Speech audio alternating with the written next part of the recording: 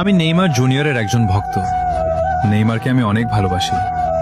অনেকদিন হয়ে গেল জাতীয় দলের জার্সিতে তার খেলা দেখি না। হলুদ জার্সি গায়ে তার সেই ড্রিবলিং, তার সেই ম্যাজিক আজও খুব মনে পড়ে। ব্রাজিলের খেলা দেখলেই মনে হয় এই জায়গাটায় নেইমার থাকলে সবকিছু অন্যরকম হতো।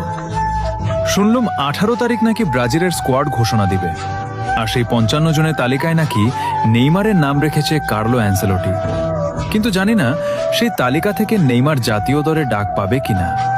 তবে একটা কথা নিশ্চিত, সেদিন রাতে কোটি কোটি নেইমার ভক্ত ফোনের দিকে তাকিয়ে থাকবে শুধু একটা খবর দেখার জন্য, নেইমার কি আবার জাতীয় দলে ফিরবে।